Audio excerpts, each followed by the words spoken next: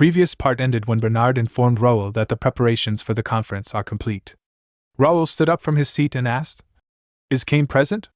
Bernard replied, "Yes, everyone's waiting." Raul adjusted his collar, his expression sharpening. "Good. Let's head to the conference room. It's time I return to my real work. Let's kick off today's recap. But before we dive in, don't forget to like the video and subscribe to the channel." Sometime later, the scene transitioned to the conference room, where Kane stood before a gathering of key figures, delivering his report. "That's all for now," he concluded. "We've detected abnormal activity in 3 separate territories. Based on multiple eyewitness accounts, a mysterious night order, comprising dozens of unidentified knights, was seen driving out monsters and securing the main roads." Hearing this, Raul's expression grew serious as thoughts raced through his mind. After the gate incident, the barony barely held itself together by mustering what little remained of its forces. And now this? Could this be the handiwork of another noble house?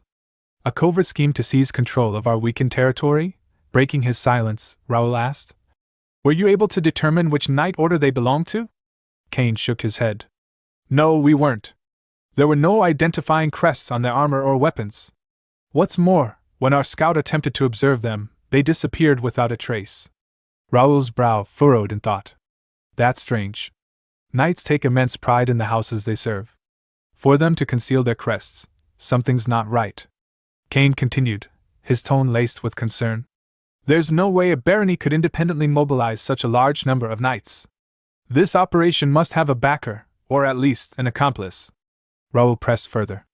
"Have any prominent houses or factions made suspicious moves lately?" "For now," Kane answered.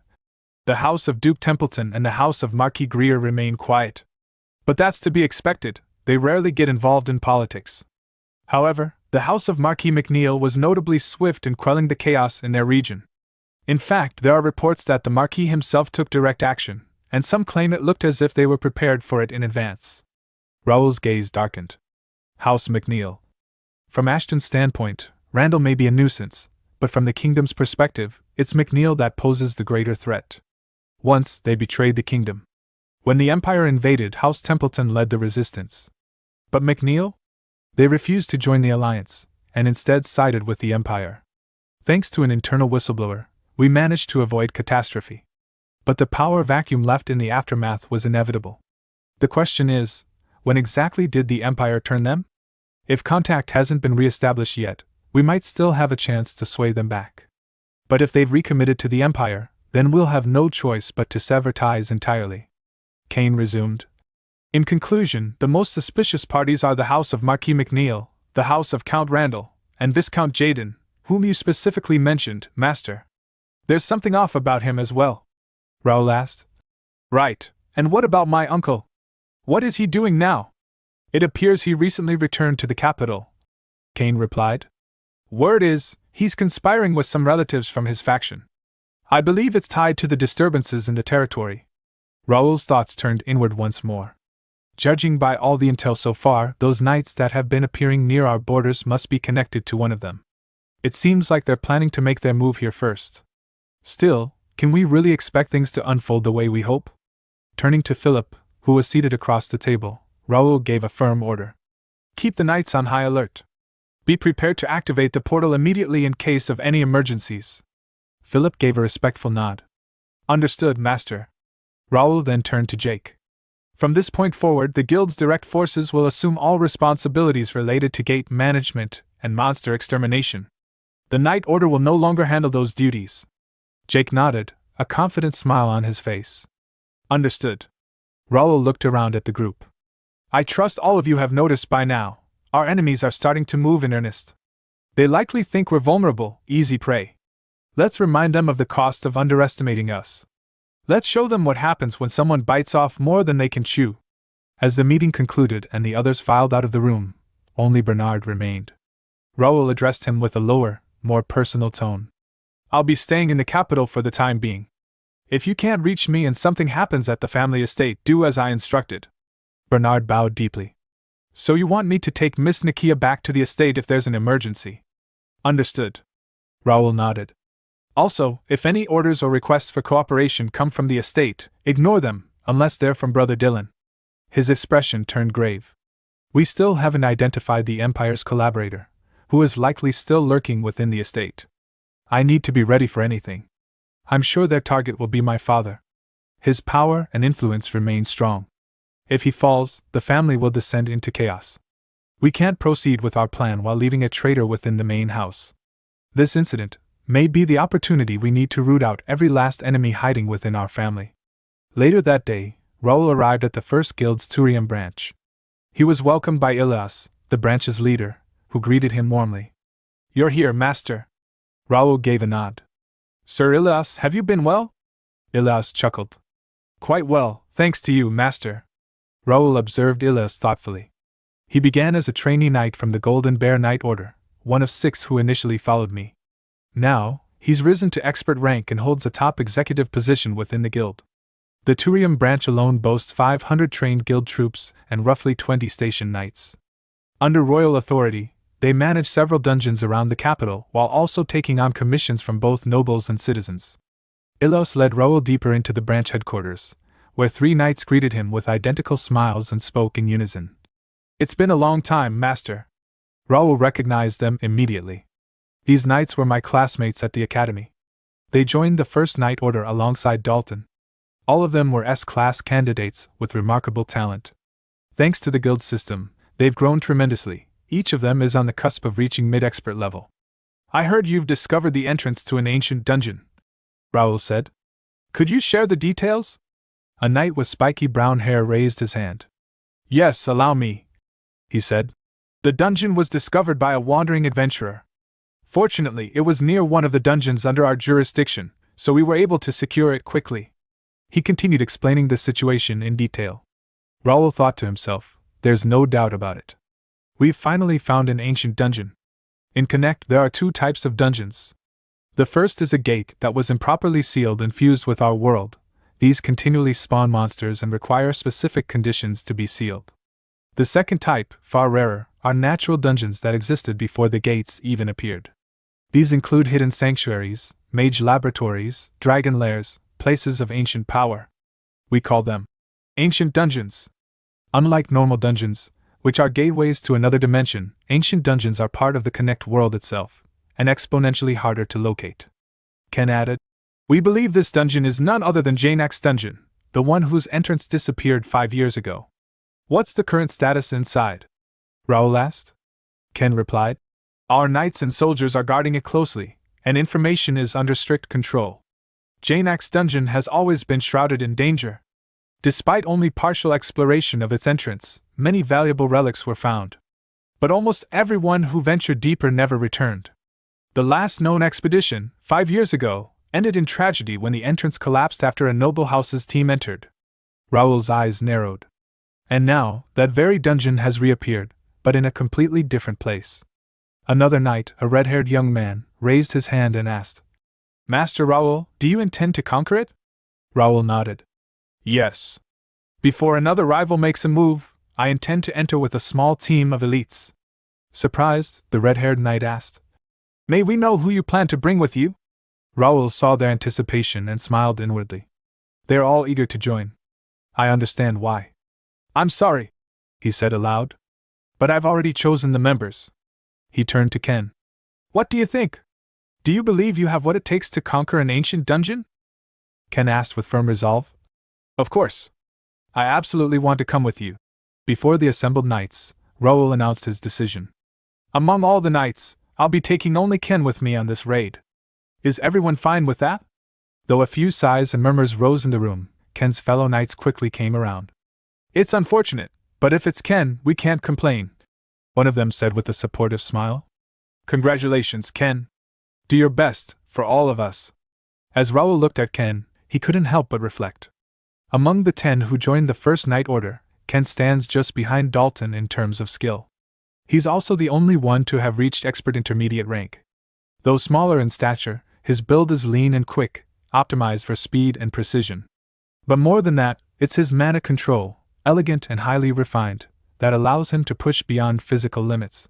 He's not just a strong choice, he's the linchpin of this dungeon raid. I'm already looking forward to seeing what he'll achieve in the ancient dungeon. Later that day, the two were alone in a quiet meeting room. Raul poured Ken a cup of tea and asked, "Is there anything that makes you uncomfortable about life in this night order?" Ken replied without hesitation. "Not at all, Master.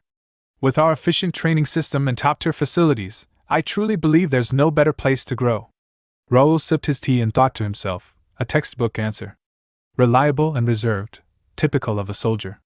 Though we both graduated from the same National Academy, we never really had the chance to know each other personally until now. He nodded and said, "Still, if there's ever something you think we could do better, don't hesitate to speak up. This night order is newly formed, we're still far from perfect." Ken answered, "Yes, understood." Raul leaned forward slightly. "Now then, let me get to the real reason I brought you here. Do you have any idea why I chose you for this dungeon raid?" Ken looked puzzled. "I'm sorry, Master. I don't know." Raul's expression turned serious. "Before we talk about the dungeon, there's something else we need to address first. Don't you agree, Lady Kaye de Greer?" Ken froze. Shock washed over her face. How does he know who I really am? She wondered. Raoul's mind wandered briefly as he looked at her. The House of Marquis Greer, one of the 5 great martial houses of the Reuben Kingdom. Located on the southernmost coast, they are known far and wide for their legendary spear techniques. A family with deep roots in honor and tradition, once famed for producing elite warriors. But everything changed after the Great War. The family lost both its head and heir in battle. With their most guarded techniques partially lost, they could no longer produce sword masters. They withdrew from the political scene and turned inward, hoping to restore their glory from within. In that light, it's easy to understand why a noble daughter from such a house would disguise herself as a man and enroll in the academy. Kaye lowered her head, voice calm but resolute. "My sincerest apologies, Your Lordship. I never intended to deceive you. I truly had no malicious intent. If you order me to leave the night order, I will do so immediately." Raul folded his arms. "So Ken, or should I say, Lady Greer, you intend to step down as a knight?" "No," she said firmly, lifting her eyes. "Whatever happens, I will continue to be a knight." "But that's not something I can decide alone," she thought bitterly. "Most knight orders in Reuben Kingdom don't even recognize female knights as members." Raul raised an eyebrow. "Then why speak as if you're prepared to quit? Has something in our order disappointed you?" She quickly shook her head. "No, absolutely not. But, Master, when you said I could stay, did you mean it?" Raul gave a short laugh. "Isn't it obvious? What kind of knight order would let go of someone who reached expert intermediate rank as a teenager?" Kaye hesitated. "But I'm a woman. And I belong to the House of Greer, which is a direct rival to your House of Ashton. That doesn't matter to me," Raul said without blinking.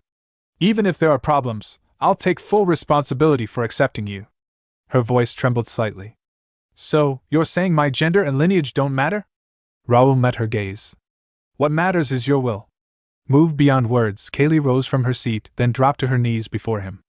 "I, Knight Ken of the House of Marquis Greer, once again pledge my loyalty to you, Viscount Raul de Ashton, my master." Raul also rose, stepping forward.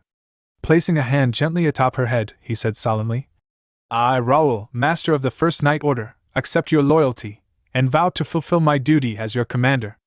As she knelt before him, Raul thought to himself, at last. The very talent I sought at the academy. It was never just Kaye, it was Ken. The first female knight to reach master rank and connect. A prodigy with S-rank potential.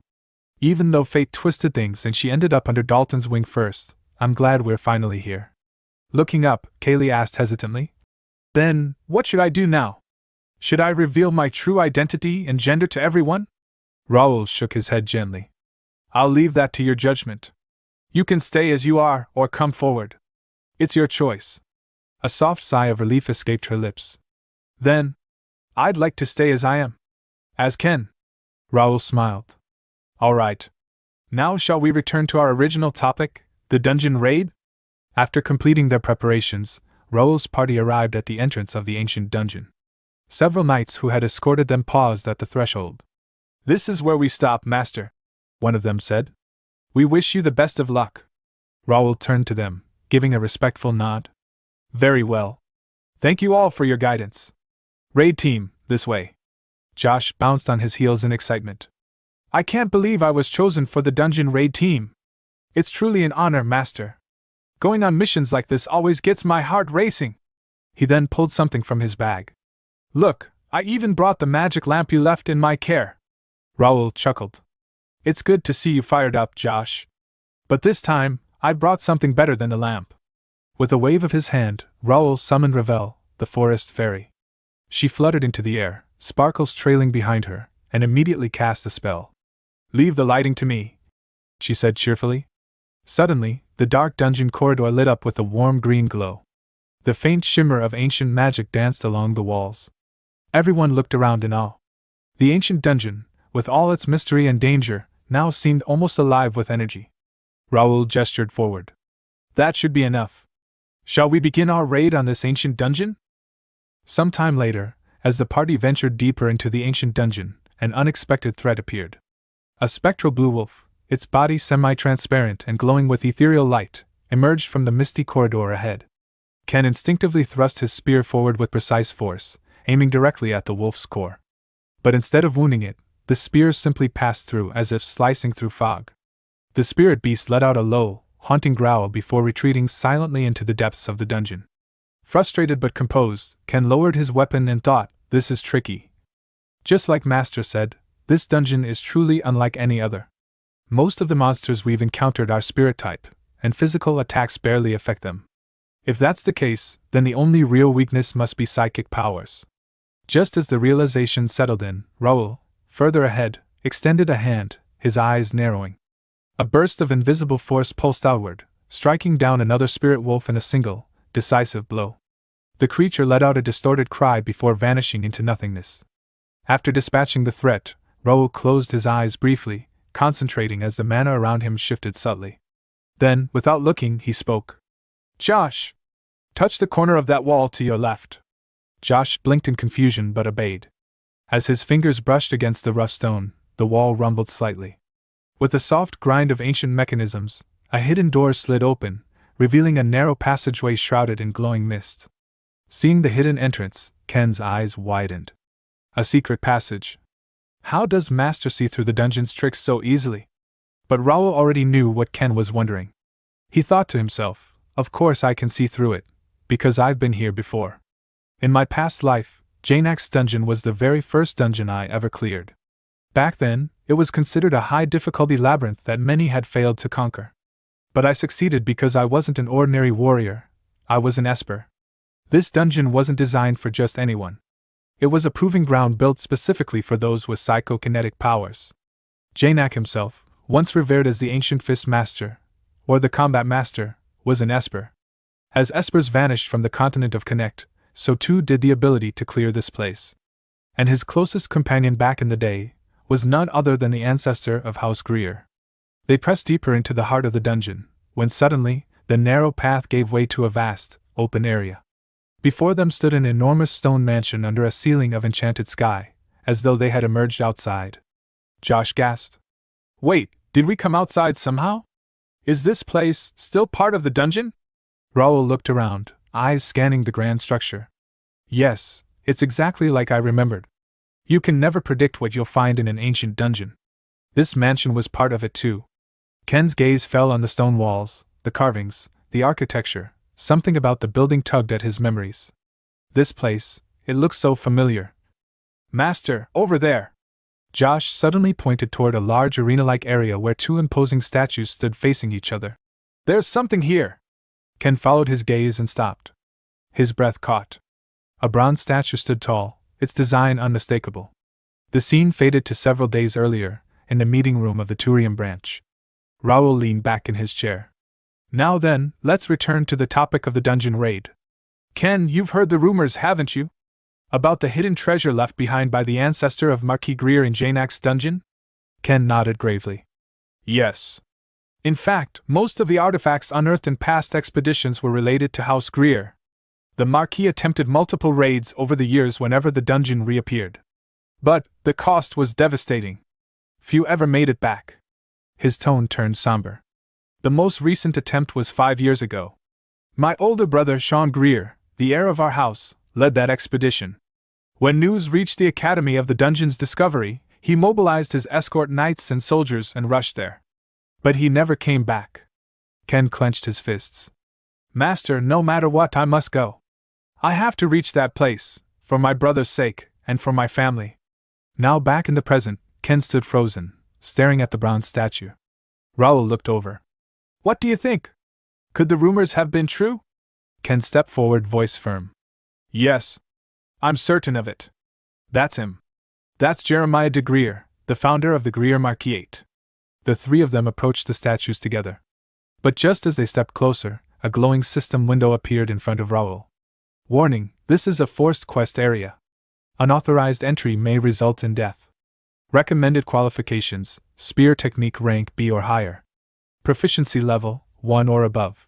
Bloodline holder from House of Marquis Greer. Seeing the message, Raul turned to Ken and gave a confident nod. Looks like it's finally your turn. Can I trust you to handle it? Ken nodded, determination burning in his eyes. Please, Master. Leave it to me. He stepped forward slowly, approaching the statue of Jeremiah de Greer. As he entered the activation range, the statue's eyes gleamed with light. It began to move. With a metallic echo, the statue's arm swung its spear wide, and a deep voice boomed through the chamber. Who dares disturb my eternal sleep? Ken immediately assumed a combat stance, spear raised in front of him. I am Ken, of the Greer Marquette. I request the teachings of the family's founder. The statue let out a low chuckle. So you carry our name. I won't go easy on you. Show me if you're worthy. In a blink, the statue lunged. Spear strikes rained down with impossible speed, testing Ken's defense. Blocking furiously, Ken's mind focused on every movement. There's no mistake, this is the legendary Greer technique, Fury Wave. I have to watch carefully. I can't afford to miss even a single move. As the clash echoed through the arena, Raul turned his attention to the second statue nearby, that of Janak himself. He smiled faintly. Then I'll leave this to Ken and take care of my part. As Raul stepped closer to the towering statue of Janak, a familiar system window flashed before his eyes. Warning, you are entering a forced quest zone. Unauthorized entry may result in death. Recommended requirements: combat skill, rank B or higher, intermediate level +1, psychic skill, rank B or higher, intermediate level +1. Suddenly, the eyes of the Janak statue glowed with life. The stone began to crack and shift as the ancient figure awakened with a powerful voice that echoed across the chamber. Who dares disturb my long slumber? His gaze fell on Raul and the tiny forest fairy, Ravel, hovering at his side. Janak let out a deep chuckle. A fairy and a fledgling psychic? How amusing. Very well. If you can endure my trial, I shall reward you accordingly. Do you accept the challenge? Raul raised his head confidently. I will. In my previous life, he thought, I barely survived this fight with just intermediate level 3 telekinesis. But this time, I'm far stronger. This won't be a problem. With a wave of his hand, Raul's psychic energy surged. Swords made of pure telekinetic force manifested in the air around him. Dozens, then hundreds, all floating and ready to strike. Janak's eyes narrowed in surprise. Unbelievable. That's clearly intermediate level psychokinesis, but the output and control. Out loud, he scoffed. You do realize having many doesn't mean you have everything, right? Raul smiled faintly. Of course. I'm looking forward to this duel. Without another word, Janak lunged. His fist, wrapped in a greenish martial aura, tore through the air with immense pressure. In response, Raul launched his psychic swords forward. But Janak twisted and dashed through the formation, slipping between the blades with uncanny speed. He swung his fist directly at Raul. Ravel reacted instantly, forming a shimmering mana barrier around Raul. The fist struck, yet the barrier offered no resistance. The blow pierced straight through and landed cleanly against Raul's torso, sending him staggering back. Pain flared through Raul's body. That hit landed directly, even though the barrier was intact. Could this be penetration fist? One of the advanced martial techniques? If so, I'm at a disadvantage. Just then, a familiar voice echoed from within the Regnitor armor. Karl's spirit materialized beside him. You've run into a rather dangerous opponent, Karl said calmly. How does it feel to face him head-on? Raul grimaced. He's annoyingly tricky. His attacks cut straight through defense. Blocking won't work, I'd have to dodge everything.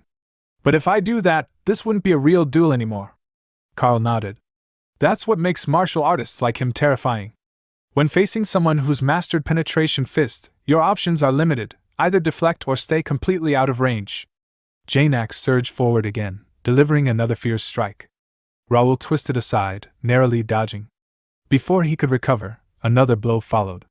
Raul bent backward, just barely avoiding the second attack as the wind from the strike passed over his face. Janak smirked.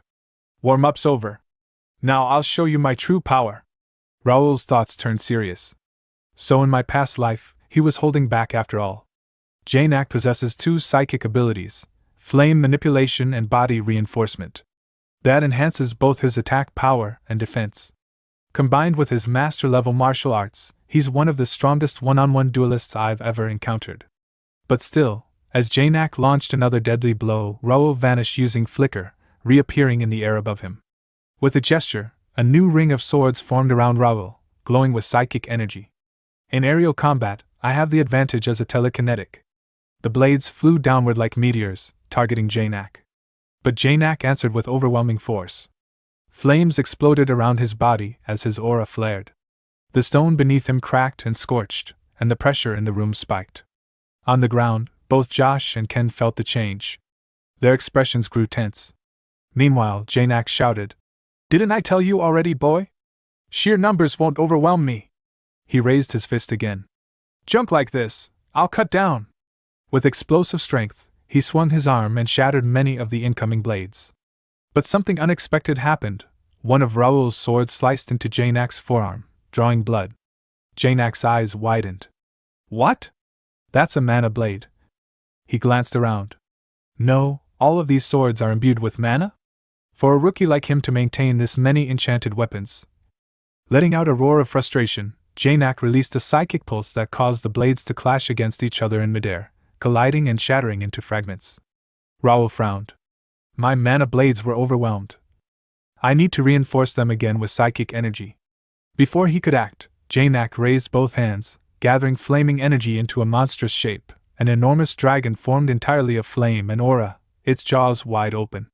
The beast lunged toward Raul like a comet. "Damn it!" Raul thought, panic rising. "There's no way to dodge this. No matter where I run, I'm toast." Just then, Carl reappeared beside him, calm and composed. "Relax, Raul. Open your eyes and observe. That's not a real dragon, it's condensed flame aura. The form is just an illusion. What you need to find is the mana core. That's its weak spot." Raul's eyes sharpened, focusing. He scanned the flaming dragon, and then saw it, a swirling orb of concentrated mana at the center of its mouth. There it is. Channeling his power, Raul conjured a new set of telekinetic blades, sharper, stronger, more refined than before, and hurled them directly into the core of the incoming dragon. A massive explosion erupted midair. Flames surged, smoke filled the air, but as the dust settled, Raul emerged from the smoke, unharmed. Janak stared at him in disbelief.